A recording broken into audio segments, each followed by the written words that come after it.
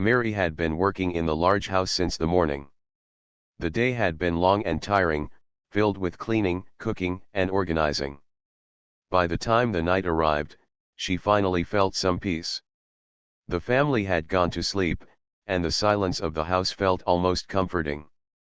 Mary was in the kitchen, quietly putting away the last few dishes. The night outside was calm. The wind blew gently against the windows, and the clock in the hallway ticked slowly. Mary was used to this rhythm. Every night, after finishing her duties, she would sit for a few minutes at the wooden table, rest her feet, and take a deep breath before going to her small room in the servants' quarters. But that night, something unusual happened. As she was about to sit down, she thought she heard a sound. At first, it was faint, almost like the wind. She paused, listening carefully. For a few seconds, there was silence again. Mary shook her head and thought it must have been her imagination. She was tired, and sometimes, tired ears played tricks. Then it came again. A soft, high-pitched cry. Mary's eyes widened, and she froze in place. It was not the sound of the wind. It was not the creak of the old house. It was something else, a baby's cry. Her heart gave a quick jump. She knew the sound well. It was the voice of baby Anna, the youngest member of the family. Anna was only a few months old, so small and delicate. Mary had cared for her many times during the day. She remembered how sweet the little baby's smile was and how her tiny fingers wrapped around her thumb. But now, in the quiet of the night, the sound of the baby's cry felt different. It was sharper, more urgent, almost as if Anna was calling for help. Mary stood up quickly, wiping her hands on her apron. She walked to the doorway of the kitchen and listened again. Yes, the cry was real, and it was coming from upstairs, where the nursery was. A rush of worry filled her chest. Why was the baby crying at this hour? Where was Mrs. Grace, the mother, or Mr. Thomas, the father? Perhaps they were asleep, too tired to hear. Mary did not wait. She stepped into the hallway, her shoes tapping softly against the polished wooden floor. The house was large, and the staircase to the second floor seemed longer than ever. With every step she climbed, the sound of the baby's cry grew louder and clearer. The hallway upstairs was dimly lit. Only a small lamp on a table near the wall gave off a golden glow. Shadows stretched across the floor, and the air felt cooler here. Mary tightened her shawl around her shoulders and moved quickly toward the nursery. As she reached the door, her heart was beating fast. She pushed it open gently, not wanting to startle the baby. What she saw made her stop in her tracks. Baby Anna was in her crib, her tiny arms moving as she cried. The blanket had slipped far down, leaving her uncovered. The room was colder than it should have been because the window was wide open. The thin curtains moved in the breeze, and the moonlight fell softly across the crib. Mary gasped softly, her hand pressed against her chest. For a moment, she just stood there, staring at the small baby crying helplessly. The sight broke her heart. She could not understand how the window had been left open, but one thing was clear: Anna was uncomfortable and in need of warmth and comfort. Quickly, Mary walked across the room and reached the crib. She leaned down and picked up the baby carefully, holding her close against her chest. Anna's tiny body felt cold, and the crying did not stop immediately. Mary wrapped the baby in the blanket and rocked her gently, whispering soft words. "There, there, little one," she murmured, her voice full of care. "Don't cry, I am here." Slowly, the baby's cries began to soften. Anna's small face pressed against Mary's shoulder, and her breathing grew calmer. Mary rubbed the baby's back gently, feeling relief wash over her. She could not imagine what might have happened if she had not heard the cry. As she stood there in the dim light, with the window still open and the night air filling the room, Mary felt something deep inside her. It was not just worry, but a heavy thought how fragile life could be, and how much responsibility rested on those who cared. She closed the window firmly and pulled the curtain across. Then she sat down on the rocking chair near the crib, still holding Anna close. The chair moved slowly back and forth, creaking softly, while Mary hummed a gentle tune. Her tiredness from the long day disappeared. At that moment, nothing mattered more than the small child in her arms. The silence of the night returned, broken only by the soft sound of the rocking chair and the baby's calm breathing. Mary knew she would not forget this night. The cry that had pulled her from the kitchen was not just a sound.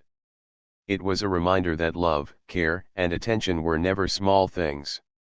They were what gave safety and comfort in a world that could sometimes forget.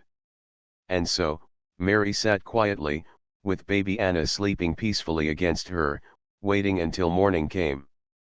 The house was silent again, but Mary's heart was not. Even though baby Anna had fallen asleep in her arms, the memory of that cry still echoed in her mind.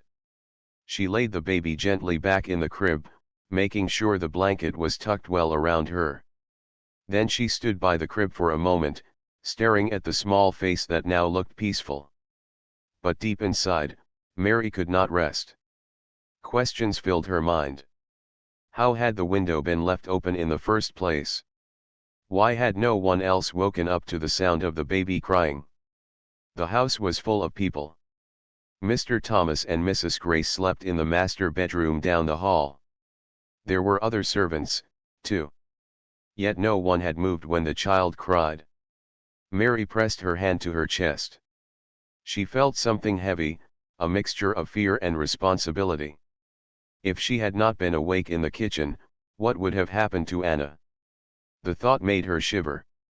She decided she could not simply return to her small room and sleep.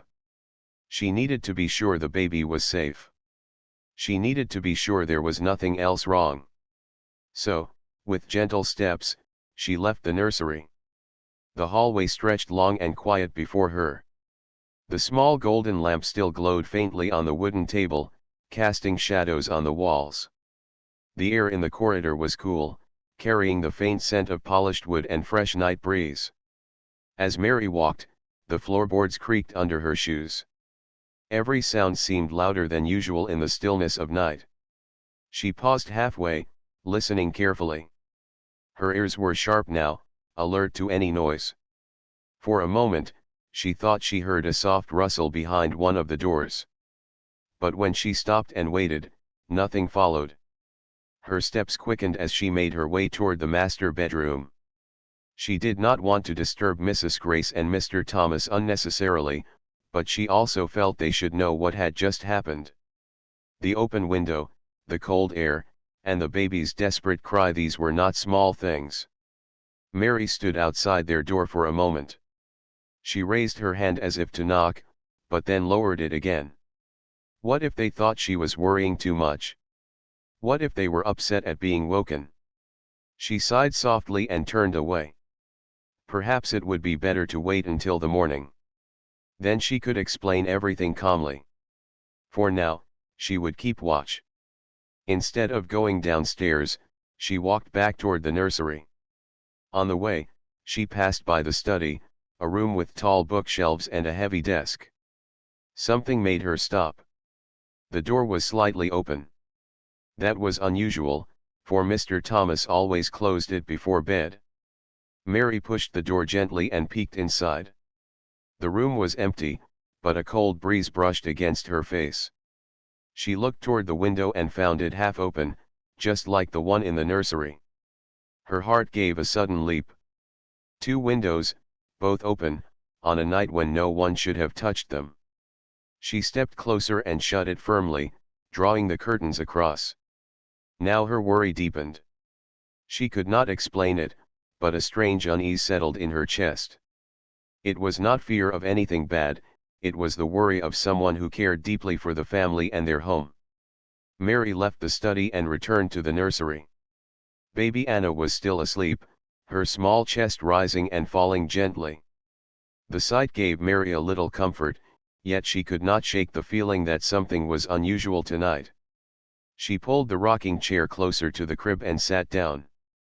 The chair creaked softly as it moved back and forth. Mary folded her hands on her lap and kept her eyes on the baby. The minutes turned into hours.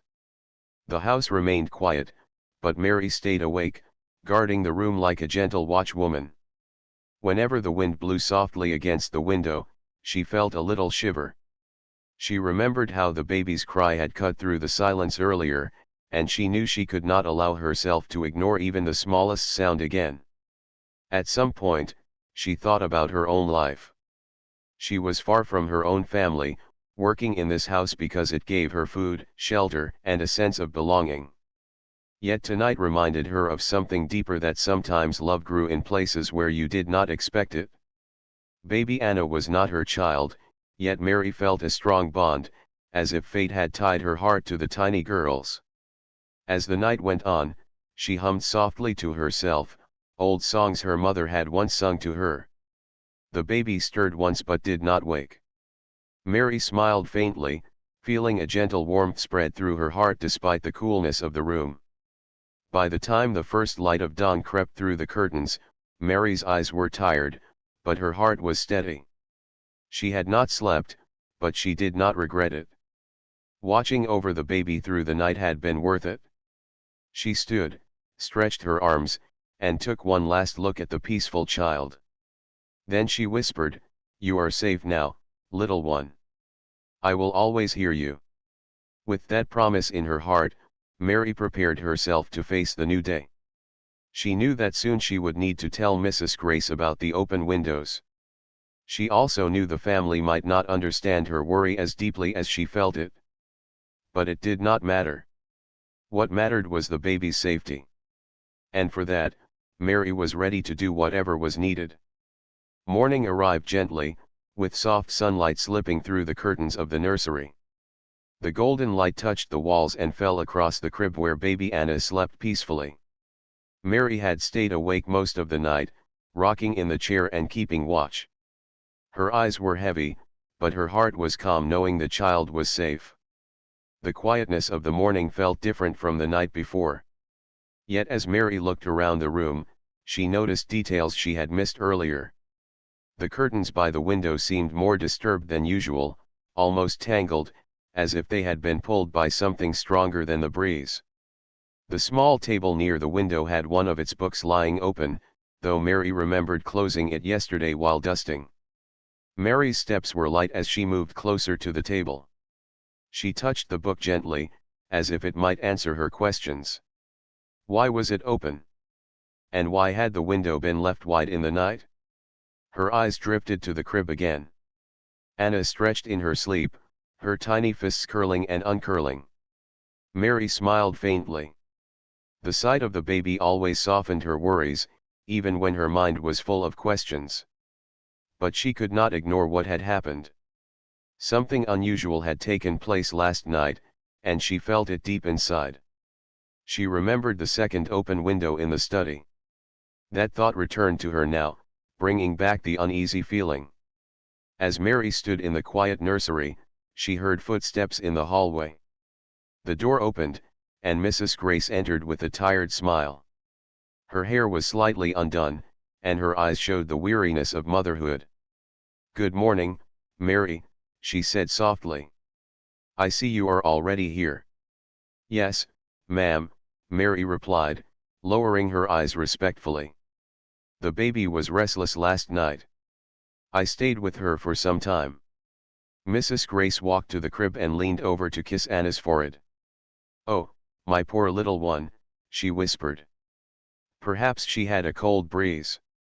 She glanced at the window and frowned. "Strange. Did you leave it open?" Mary shook her head quickly. "No, ma'am. I found it open in the night. The baby was uncovered and crying. I closed it right away." Mrs. Grace looked surprised. "That is unusual. I do not remember opening it. And Thomas certainly wouldn't have." She sighed, brushing her hair back. "Perhaps I forgot, though I hardly think so." Mary hesitated, then spoke carefully. "I also noticed the window in the study was open, ma'am." Mrs. Grace's brow furrowed. For a moment, she said nothing, as though she was thinking. Then she forced a smile. Maybe it was the wind. Old houses sometimes play tricks, don't they? But thank you, Mary, for being watchful. Mary nodded, but her heart was not fully convinced. She knew the windows could not open themselves. Yet she said nothing more, not wanting to trouble her mistress further. After Mrs. Grace left, Mary continued her morning duties. She changed the baby's sheets, dusted the furniture, and polished the floor. But as she worked, her mind kept returning to the same thought, the unusual sight she had found in the night. The open windows, the tangled curtains, the small baby left uncovered. Later that afternoon, as the sunlight grew brighter, Mary returned to the nursery with fresh linens. She stopped suddenly at the door. Something else caught her eye. On the window sill, faint but visible, was a small mark, almost like a smudge. She leaned closer. It looked like the print of a hand, though very light, as if touched quickly. Mary's breath caught. She stared at the mark, her heart beating faster. Was it simply dust? Or had someone leaned there during the night? She touched it gently with her cloth, and it faded away. But the memory of it did not fade. The sight left her unsettled. She wanted to believe it was nothing, yet her instincts told her otherwise. That evening, when the sun began to set, Mary sat again by the rocking chair, holding baby Anna after her evening feeding. The baby's small eyes blinked sleepily, and her little hands reached out as if searching for comfort. Mary held her closer, her heart filled with tenderness. As the shadows grew longer across the nursery, Mary whispered softly, "I will always keep you safe, little one. No matter what happens." The room grew quiet, but her promise echoed silently inside her. That night, when Mary prepared herself for sleep in her own room, she could not rest easily. The unusual sights of the past day stayed in her mind: the open windows, the disturbed curtains, the strange mark on the sill. They were small details, but they painted a picture that troubled her deeply. She closed her eyes, hoping tomorrow would bring clarity. But she knew one thing for certain: she could never again ignore the cry of the baby, nor the little signs that something was not as it should be. And as she drifted slowly into sleep, one thought repeated itself like a gentle whisper: the house is not as quiet as it seems. The house grew quiet again as evening settled over the walls. The sky outside turned a deep shade of orange, and the last light of the sun slipped through the windows. Mary finished her daily tasks earlier than usual, for her mind was restless. The memory of the unusual sights, the open windows, the tangled curtains, the faint mark on the sill remained with her like a shadow. After supper, the family retired to their rooms. Mr. Thomas read his newspaper in the sitting room before bed, and Mrs. Grace kissed baby Anna good night before leaving her in the nursery. The little one looked peaceful, wrapped in her soft blanket, her tiny breath steady. Mary watched quietly from the doorway as Mrs. Grace whispered, "Sleep well, my dear," and then closed the door gently behind her. But Mary could not simply walk away. Her heart would not allow it. Something about the nursery drew her back again and again. So, after finishing her chores in the kitchen, she returned, pushing the door open softly. The nursery was calm, lit by a small lamp on the side table. Mary moved toward the crib and leaned over. Baby Anna was asleep, her face glowing in the warm light. Mary smiled tenderly. She rested her hand gently on the blanket, making sure it covered the baby well. For a while, she just sat in the rocking chair, the one that had become her favorite place. The chair creaked as it moved slowly back and forth, matching the rhythm of her thoughts. She hummed an old lullaby, not to wake Anna, but to comfort herself. Then, just as her eyelids began to feel heavy, Anna stirred. At first, it was only a small movement of her hands. Then her lips trembled, and a faint cry escaped. Within moments, the cry grew louder, sharp and needy. Mary was on her feet at once. She lifted the baby carefully from the crib and pressed her close against her chest. "Shh, my little one, I am here," she whispered. Her voice was soft, filled with warmth. The baby's cries echoed through the nursery, but Mary did not panic. She held Anna firmly, rocking her gently. She walked slowly around the room, whispering soothing words.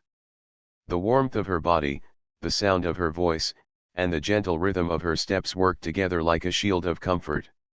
Still, the cries did not stop at once. Anna squirmed in her arms, her face red with distress. Mary kissed her forehead softly and said, "It is all right, sweetheart. You are not alone."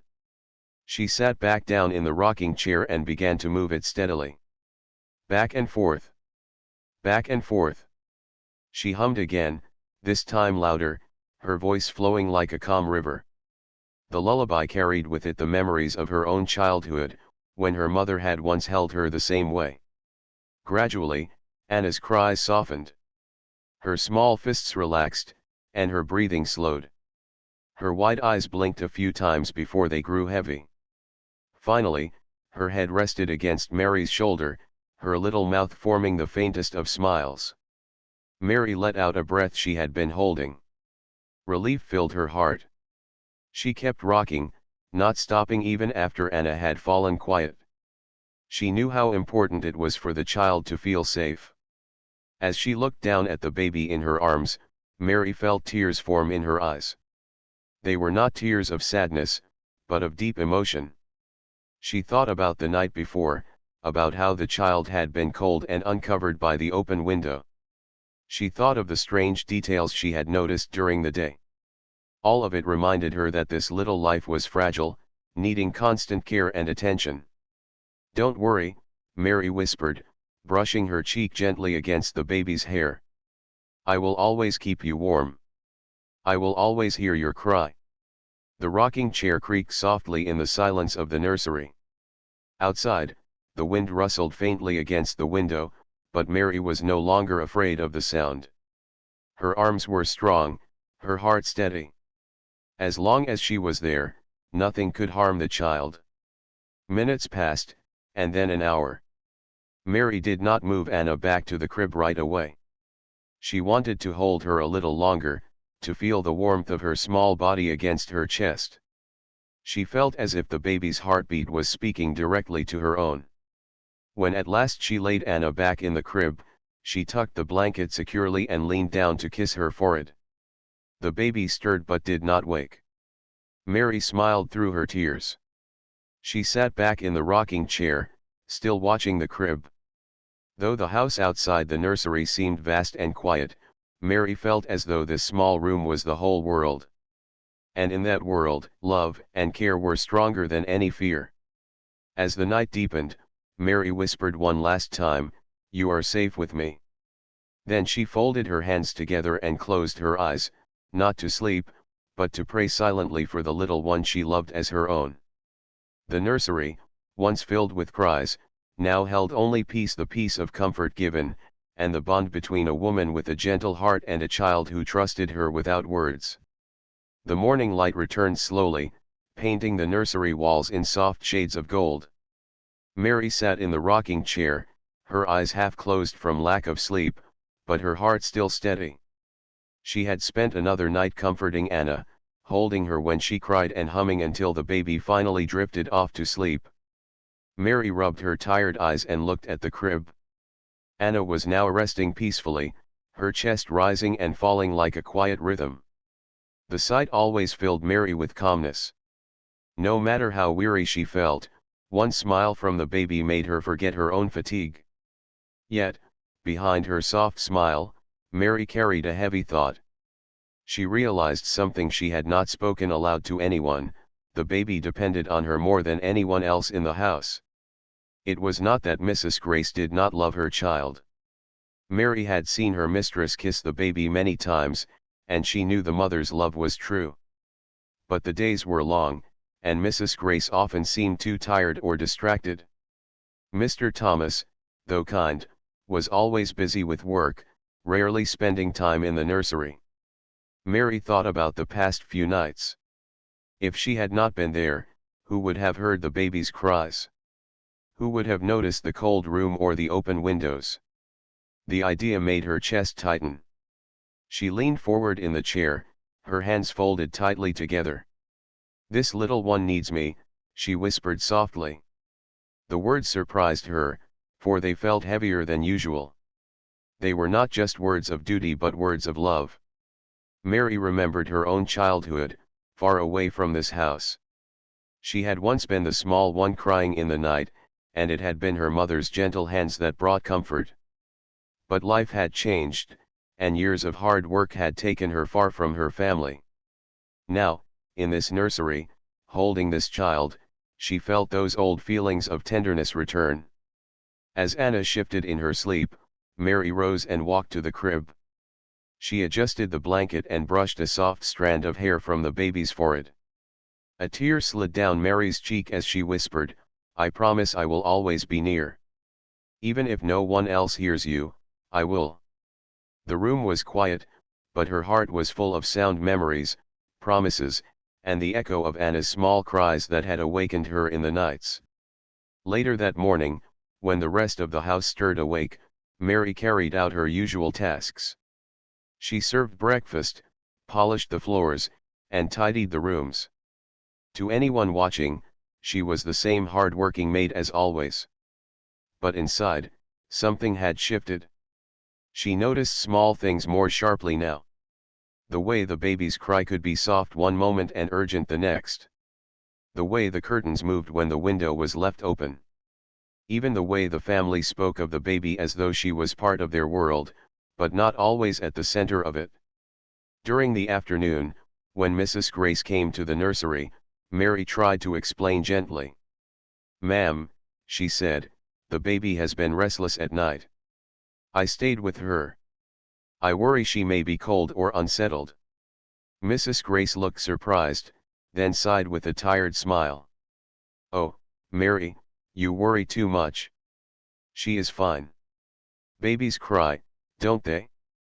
But thank you for looking after her. I don't know what I would do without you." Mary lowered her eyes respectfully, but in her heart, she knew it was not simply worry. She had seen the baby's face when the cries were left unanswered. She had felt the shiver of her small body in the cool night air. These were not just ordinary cries. They were calls for comfort, for love, for presence. That evening, when Mary returned to the nursery once more, she sat by the crib and thought deeply. It was then that the quiet realization fully formed in her heart: she was more than a servant in this house. She was a guardian to the baby, a silent protector whose love was as deep as a mother's. The rocking chair creaked as she leaned back, her eyes soft with emotion. "You are not alone," she whispered again to the sleeping child. "Even if no one else comes, I will always come." It was not pride that made her feel this way, nor was it duty. It was love, the simple, pure kind that asked for nothing in return. As night fell once again, Mary wrapped a shawl around her shoulders and prepared herself to keep watch. She no longer saw the late hours as a burden. Instead, she felt them as an honor. The baby's trust had been placed in her without words, and she accepted it fully. Her tiredness seemed lighter. Her worries seemed clearer. And though the house outside the nursery was large and sometimes strange, the small world within the nursery was filled with meaning. The quiet realization had changed her. Mary was not just someone who worked in the house anymore. She had become something more, someone who belonged to the child's world, someone whose heart beat in rhythm with a baby's tiny breath. And as she sat by the crib, her hand resting lightly on the edge, she knew one truth would stay with her forever: love is not measured by name or title, but by the quiet moments when you choose to stay, when you choose to hear, and when you choose to care. The sun rose gently over the house, filling the rooms with soft light. Mary moved about her morning tasks quietly, but her heart was heavy with thoughts. For many nights she had been the one to hear Anna's cries, the one to comfort her and close the windows left open. She had watched over the baby as though it were her own. But she also knew she could not carry this responsibility alone. She needed to tell the family what was happening. They loved Anna, yes, but perhaps they did not see what she saw. Perhaps they did not notice the little details: the open windows, the cold air, the way the baby's cries sometimes echoed unanswered. As she polished the dining table that morning, Mary thought carefully about what she would say. She did not want to sound disrespectful. She was, after all, only the maid. Yet the safety of the baby mattered more than her fear. After breakfast was served, she saw her chance. Mrs. Grace lingered in the sitting room with her teacup, looking thoughtful but tired. Mary approached slowly, folding her hands in front of her apron. "Ma'am," she began gently, "may I speak with you for a moment?" Mrs. Grace looked up, surprised but kind. "Of course, Mary. What is it?" Mary hesitated. The words felt heavy in her throat. Then she took a breath and said, "The baby has been restless at night. She cries often, and sometimes I find her uncovered, the window open, and the room too cold. I worry she might fall ill if it continues." Mrs. Grace set her teacup down and frowned slightly. "The window open, you say? Are you certain?" "Yes, ma'am," Mary answered softly. "More than once. Last night, too. I closed it, but the baby was already shivering." Mrs. Grace looked troubled. She leaned back in her chair and sighed. "I don't remember opening the window. And Thomas hasn't been in the nursery at night. Could it be one of the other servants?" Mary shook her head gently. "I cannot say, ma'am. But I thought you should know. The baby needs warmth and constant care." For a long moment, Mrs. Grace was quiet. Then she reached out and touched Mary's hand lightly. "You have such a careful eye, Mary. I should thank you. You are right to tell me this. I suppose I have been too tired to notice these small things." Mary felt relief at her mistress's understanding. She bowed her head slightly. "I only wish for the child to be safe." Later that day, Mr. Thomas also heard of the matter. Mary had not planned to speak to him directly, but Mrs. Grace shared what she had learned. At first, he seemed doubtful, but when he saw Mary carrying the baby with such tenderness, he softened. "You treat her as if she were your own," he said one evening as Mary rocked Anna in the chair. Mary smiled faintly. "Sometimes, sir, love makes no difference between one's own and another's." His eyes grew thoughtful at her words. He nodded slowly, saying nothing more, but the respect in his gaze was clear. That night, the family began to notice things they had overlooked before. Mrs. Grace checked the nursery herself before going to bed. Mr. Thomas made sure the windows in the study were locked. The other servants were told to be careful about leaving doors or windows open. Still, it was Mary who heard the cries first when they came. It was she who woke before anyone else, who rushed up the stairs with steady steps, who held the baby close until peace returned. The family began to see her differently. She was not only the maid who cleaned and cooked. She was the heart that had kept their child safe when they had been unaware. One morning, when Mary entered the nursery after a long night of watching, Mrs. Grace stopped her at the door. "You must be very tired," she said with warmth. "You sit here for hours, keeping watch, when it is not even asked of you. Why do you do it, Mary?" Mary looked down at her hands, then lifted her eyes with quiet honesty. "Because, ma'am, the baby's cry reaches my heart. I cannot ignore it. When I hear her, it feels as though she is calling me, and I must go." Mrs. Grace's eyes softened, and for the first time, she reached forward and embraced Mary gently. "You are more than a maid in this house. You are family." Those words touched Mary deeply. She had never expected to be seen that way. Yet it was not recognition she sought. It was only the comfort of knowing the child was safe. That night, as she once again rocked the baby in her arms, Mary felt a quiet peace. Speaking to the family had lifted the weight from her heart. They now understood, and they too would watch more carefully. But still, she knew her promise remained the same. Whenever the baby cried, Mary would be there. Whenever fear or cold touched the nursery, she would be the warmth and the voice of calm. And as the chair rocked back and forth, creaking softly, Mary smiled to herself. The family might see her as part of their world now, but in her heart, she had already known it for a long time. She belonged here not because of duty, but because of love. The days slowly turned into weeks, and life inside the house began to feel different. It was not a loud change, but a gentle one, like the way the seasons shift, quietly but surely. The family noticed Mary more, not just as the maid who worked from morning till night, but as the steady hand that kept the home safe and warm. Little Anna grew stronger each day. Her cheeks filled with color, her eyes sparkled with curiosity, and her soft laugh filled the nursery like music. Whenever Mary entered the room, the baby's arms stretched out eagerly. It was as if she knew the comfort and safety that only Mary's embrace could give. One afternoon, while the baby napped peacefully, Mrs. Grace sat with Mary in the garden. The flowers swayed gently in the wind, and the air smelled fresh after a light rain. Mrs. Grace poured tea for both of them, something she had never done before. "You must think this strange," Mrs. Grace said with a small smile, handing Mary a cup. "But I feel I should share tea with you, not just command you. After all, you have done more for Anna than we could ever repay." Mary accepted the cup with both hands, bowing her head slightly. "I only did what my heart told me to do, ma'am. The baby needed someone to listen, and I was there." Mrs. Grace looked at her for a long time, her eyes softening. "Still, you gave more than duty. You gave love. And love, Mary, is never small." Those words stayed with Mary long after that day.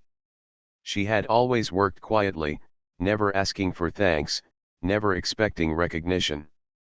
Yet to be seen, to be acknowledged for the love she carried, it touched her deeply. As weeks passed, even Mr. Thomas began to change. He had once been distant, busy with his work, but now he made time each evening to peek into the nursery. Sometimes he found Mary rocking Anna, humming softly. Sometimes he found his wife sitting beside Mary, both women watching over the child together.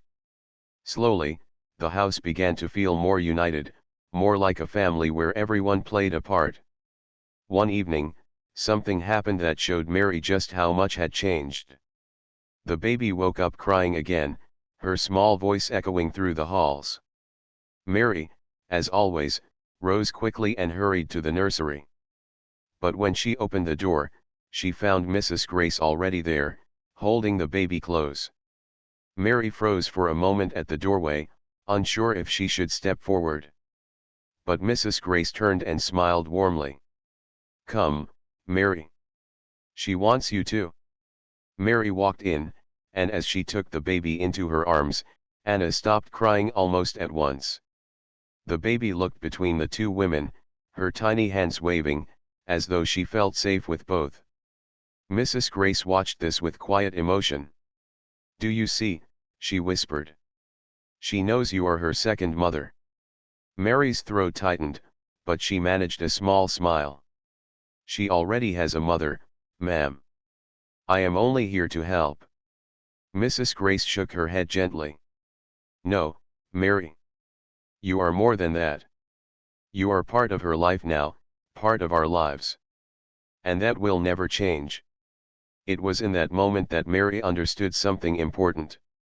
Love had built a bridge between them, stronger than any title or role. She was not just the maid anymore. She was a guardian, a friend, and in many ways, a member of the family. The nights grew easier after that. No longer did Mary carry the responsibility alone. Sometimes Mrs. Grace would wake with her, sometimes even Mr. Thomas. They began to share the watch, making sure Anna was never left unattended. Mary still rushed to the baby's side when she cried, but now she often found she was not the only one. Together, they had learned to listen, to care, and to protect. As time passed, the bond between Mary and the baby only grew stronger. Anna's first word was not Mama or Papa, but May, her small voice trying to call Mary's name. The whole house laughed with joy that day, and though Mrs. Grace's eyes glistened with emotion, she took Mary's hand and squeezed it. "She calls you because she trusts you," Mrs. Grace said softly. "And I trust you too." From then on, Mary felt a peace she had never known before. She still worked hard, still swept the floors and polished the tables, but now she did it with a lighter heart. She was no longer just serving a family, she was part of one. On quiet evenings, when the baby slept soundly and the house rested, Mary often sat by the window with a gentle smile. She thought of the first night she had rushed upstairs, frightened by the baby's cries, and how uncertain she had felt. Now, those cries no longer filled her with worry. Instead, they filled her with purpose. The baby's cry had once been a call for help. Now it was a reminder of love, a love that had grown and spread through the house, binding everyone together. And so, in that big, warm home, a bond stronger than before continued to grow. A maid, a mother, a father, and a child, all tied together, not by roles or titles, but by the simple power of love and care. Mary knew that wherever life took her, she would never forget this. She had heard a cry, answered it with her heart, and in doing so, had found her place.